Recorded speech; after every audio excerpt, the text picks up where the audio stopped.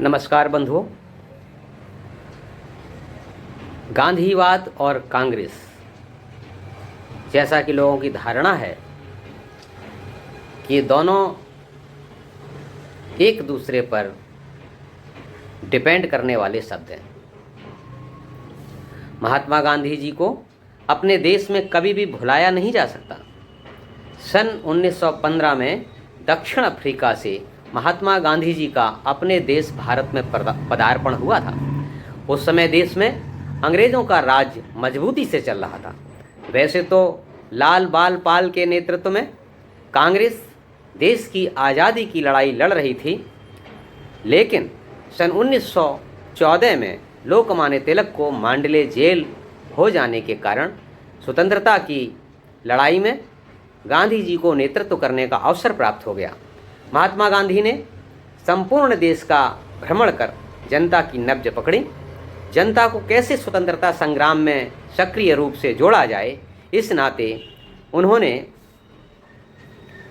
कृषकों और बुनकरों को अपने साथ लिया, उनके लाभ के लिए आंदोलन किए। धीरे धीरे महात्मा गांधी जनमानस में छा गए। स्वतंत्रता संग्राम आगे बढ़ता रहा और अंततः वह दिन भी आया जब ये तय हो गया कि अब अंग्रेज़ों को भारत छोड़ करके जाना ही होगा। अंग्रेज़ बड़े चतुर थे, इसलिए उन्होंने जाने के पहले हमेशा हमेशा के लिए दो देश को कमज़ोर करने के लिए छोटे छोटे भागों में विभाजित करने का षड्यंत्र रचा और लॉर्ड माउंटबेटन के द्वारा निर्धारित समय से पूर्व कांग्रेस नेतृत्व को देश विभाजन के लिए राजी कर लिया। गांधी जी ने कहा था, देश का विभाजन मेरी लाश पर होगा, लेकिन देश का विभाजन रुका नहीं। खंडित भारत की सत्ता पर कांग्रेस पंडित जवाहरलाल नेहरू के नेतृत्व में काबिज हो गई। यह सभी जानते हैं कि देश की आज़ादी के समय अधिकांश प्रांतीय समितियों ने सरदार पटेल के नेतृत्व में अपनी आस्था व्यक्त की थी। जवाहरलाल नेहरू को तो किसी ने भी अपना मत नहीं दिया था, फिर भी महात्मा गांधी ने न जाने किसके प्रभाव में आकर पंडित जवाहरलाल नेहरू का नेतृत्व देश के ऊपर थोप दिया और सरदार पटेल को उनके नेतृत्व में कार्य करने के लिए विवश कर दिया। सभी लोगों को ध्यान देने योग्य यह बात है कि कांग्रेस कोई पार्टी नहीं थी, वह एक आंदोलन था। अपनी व्यक्तिगत इच्छा आकांक्षाओं को छोड़कर सभी ने अपनी अपनी पार्टियों के हितों की तिलांजलि देकर कांग्रेस के झंडे के नीचे आकर देश की आज़ादी की लड़ाई लड़ी थी। केवल कांग्रेस को श्रेय देना निश्चित रूप से स्वार्थपरक और छल भरा विचार है। देश आज़ाद हुए बहुत समय नहीं बीता था, दुर्भाग्य से महात्मा गांधी जी की गोली मारकर नाथूराम गोडसे ने हत्या कर दी, जिस कारण गांधी जी की भूमिका देश आज़ादी तक सीमित रह गई। देश के निर्माण में उनकी कोई भूमिका न रह सकी और इसका लाभ सत्ताधारी कांग्रेस ने उठाया। जवाहरलाल नेहरू के ऊपर महात्मा गांधी जैसी किसी नैतिक शक्ति का कोई दबाव न रहा। सन 1952, 57 और 62 के चुनावों को कांग्रेस ने बहुत ही भारी बहुमत से जीता। सामान्य जनता ने तो यही सोचा था कि यह वही कांग्रेस है जिसने देश की आज़ादी की लड़ाई लड़ी थी, लेकिन सन 63 में राजेंद्र प्रसाद और सन 64 में जवाहरलाल नेहरू की मृत्यु के पश्चात जनता की समझ में आ गया कि यह वो कांग्रेस नहीं है जिसने देश की आज़ादी की लड़ाई लड़ी, बल्कि यह एक दूसरी ही कांग्रेस है। जवाहरलाल नेहरू के प्रधानमंत्रित्व काल के प्रारंभ में ही कांग्रेस के कर्मठ ओजस्वी नेता कांग्रेस छोड़कर चले गए। बहुत से विद्वान और समर्पित कांग्रेसी या तो पार्टी से निकाल दिए गए अथवा निकलने के लिए बाध्य कर दिए गए। महात्मा गांधी जी भले ही कांग्रेस के नियमित सदस्य न रहे हों, लेकिन कांग्रेस पदाधिकारियों और कांग्रेसी नेताओं के चरित्र से वो भली भांति परिचित थे। इनके बीच आपसी स्पर्धा, पद, यश और महत्वाकांक्षा के संघर्ष से महात्मा गांधी पूर्णतः परिचित थे और इसलिए देश की आज़ादी के पूर्व ही उन्होंने अपने भाषणों और वार्ताओं में राजनीतिक नेताओं को सावधान किया था। बहुत सी वार्ताएं सन 1944 से 46 के बीच में हरिजन पत्र और अन्य पत्रिकाओं में भी समय समय पर निकलती रही हैं। महात्मा गांधी जी का आग्रह था कि समाज और राजनीति में कार्य करने वाले लोगों को एक आदर्श जीवन व्यतीत करना चाहिए उनको व्यक्तिगत स्वार्थ, धन लिप्सा और पद लिप्सा के ऊपर उठकर निस्वार्थ भाव से देश और समाज की सेवा करने का उद्योग करना चाहिए। निम्न बिंदुओं की सहायता से मैं ये स्पष्ट करना चाहता हूँ कि वास्तव में महात्मा गांधी के विचार और तत्कालीन नेतृत्व में क्या समानता थी और क्या भिन्नता थी। नंबर 1, महात्मा गांधी जी का विचार था कि कांग्रेस का उद्देश्य देश को स्वतंत्र कराना था। अब आज़ादी मिल चुकी है और इसलिए कांग्रेस का उद्देश्य पूरा हो गया है और अब कांग्रेस को विसर्जित कर दिया जाना चाहिए। राजनीति में उतरने के लिए अलग राजनीतिक पार्टी का गठन करना चाहिए। लेकिन पंडित जवाहरलाल नेहरू अत्यंत चतुर थे। उन्होंने नई पार्टी के गठन का कोई खतरा मोल नहीं लिया। देश की आज़ादी लड़ने वाली कांग्रेस के झंडे तले चुनाव लड़ते रहे, शासन चलाते रहे। राष्ट्रीय झंडे में चक्र के स्थान पर चरखे को स्थान दे दिया और वही राष्ट्रीय ध्वज के बजाय राष्ट्रीय कांग्रेस का चुनावी झंडा हो गया। यह वास्तव में जनता को धोखा देने के समान ही था और महात्मा गांधी जी के विचारों के प्रतिकूल था। नंबर 2, महात्मा गांधी जी का विचार था कि भारत कृषि प्रधान देश है।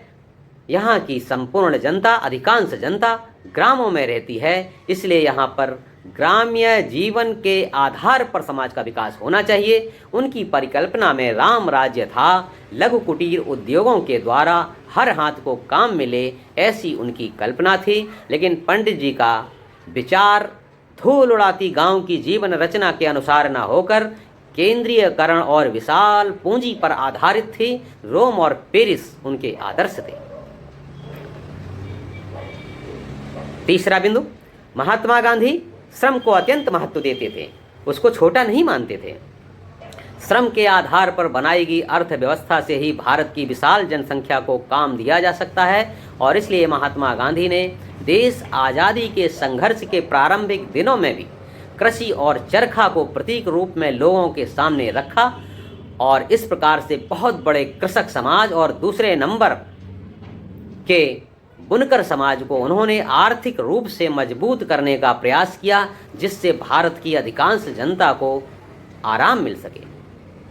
पंडित जवाहरलाल नेहरू का मॉडल मशीनीकरण पर और उपभोक्तावाद पर आधारित था और उसी को पूरा करने के लिए उन्होंने सारी पंचवर्षीय योजनाएं बनाई थीं, जिसका हमें प्रभाव आज सर्वत्र दिखाई पड़ता है। महात्मा गांधी गौहत्या के प्रबल विरोधी थे और गौवंश संरक्षण के पोषक थे। केंद्रीय कानून बनाकर आज भी गौहत्या रोकना संभव नहीं हो पाया है। कांग्रेस ने इस दिशा में कोई भी विचार नहीं किया था। बिंदु 5, महात्मा गांधी की राम राज्य की कल्पना थी। मद्यपान के विरोधी और शराबबंदी के प्रबल समर्थक थे गांधी जी, लेकिन इस ओर भी केंद्रीय कानून बनाकर कोई भी प्रयास कांग्रेसी शासन के द्वारा नहीं किया गया था। देश में लोग मद्यपान न करें, इसका कोई भी प्रयास नहीं किया गया था। हजारों लोग और उनके परिवार भले ही बर्बादी के कगार पर आ जाएं। नंबर 6, महात्मा गांधी बुनियादी शिक्षा के जनक थे। उनका चरित्र निर्माण पर जोर था। वह ऐसी शिक्षा नहीं चाहते थे जिससे मात्र आजीविका मिल सके, बल्कि देश में श्रेष्ठ नागरिकों का निर्माण हो। लेकिन देश में आज़ादी के बाद कुकुरमुत्तों की तरह से मांटेसरी और मिशनरी शिक्षा पद्धति पर आधारित अंग्रेजी माध्यम के विद्यालयों की बाढ़ आती चली जा रही है और जनता भी लालायित दृष्टि से अपनी संतानों को इन्हीं विद्यालयों में भेजने के लिए उतावली होती जा रही है, जिनसे व्यक्ति पैसे कमाने की मशीन बनता चला जा रहा है। उसके अंदर परिवार और समाज भाव दिखलाई ही नहीं पड़ता। नंबर 7, महात्मा गांधी जन जन के नायक थे, लोगों के जीवन और प्राण थे। आज़ादी के संघर्ष में लोग हमेशा टकटकी लगाए उनकी ओर देखा करते थे। छोटी छोटी बातों से लेकर हर महत्वपूर्ण बात उनसे पूछी जाती थी, उनसे निर्देश लिया जाता था।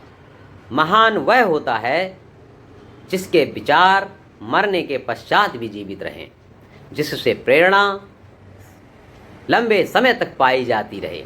लेकिन महात्मा गांधी ने अपने विचारों को धरातल पर उतारने और आगे बढ़ाने का जिम्मा पंडित जवाहरलाल नेहरू को दिया और सरदार पटेल जैसे व्यक्तित्व को उनके अंतर्गत, उनके अधीन कार्य करने के लिए बाध्य कर दिया। गांधी विचारों के धुर विरोधी होने पर भी महात्मा गांधी ने नेहरू जी को नेतृत्व सौंपा। क्यों सौंपा, ये समझ से परे है।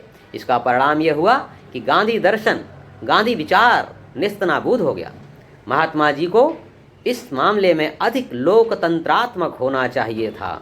जब संपूर्ण देश के सभी प्रांतों से सरदार पटेल का नाम आया था तो उन सभी की इच्छा का पालन न करते हुए केवल अपनी इच्छा को थोपते हुए जवाहरलाल नेहरू को देश का प्रधानमंत्री क्यों बना दिया। सन 1938 में भी हरिपुरा अधिवेशन में नेताजी सुभाष चंद्र बोस के अध्यक्ष चुने जाने पर उन्होंने अपना वीटो लगाया था। नेताजी सुभाष चंद्र बोस को कुछ महीने के अंदर ही अध्यक्षता और कांग्रेस छोड़ने के लिए मजबूर होना पड़ा था। मोहवश अपनी विरासत अपने ही धुर विरोधी को सौंपने के कारण महात्मा गांधी आज या तो सरकारी कार्यालयों की दीवारों में चित्रों में स्थित हैं अथवा सड़क चौराहे और पार्कों के नाम उनके नाम पर दिखाई देते हैं। उनके विचारों को जीने वाले लोगों का कोई कहीं अस्तित्व दिखाई नहीं देता। जो उनके विचारों को जमीन पर लाने का प्रयास करते हैं उन्हीं को तथा कथित गांधीवादी गांधी हत्या का आरोप लगाकर बदनाम करते हैं। नाथूराम गोडसे ने निस्संदेह उनकी एक बार हत्या की, उनके शरीर की हत्या की और इसके परिणाम स्वरूप उनको फांसी दी गई। लेकिन महात्मा गांधी जी की विरासत को आगे बढ़ाने की जिन पर जिम्मेवारी थी उन लोगों ने प्रतिपल गांधी जी के विचारों की हत्या की है। अब आप समझ सकते हैं कि गांधीवाद क्या था और कांग्रेस का उससे क्या संबंध था। मेरे विचार से कांग्रेस का उससे दूर दूर तक कोई संबंध नहीं था।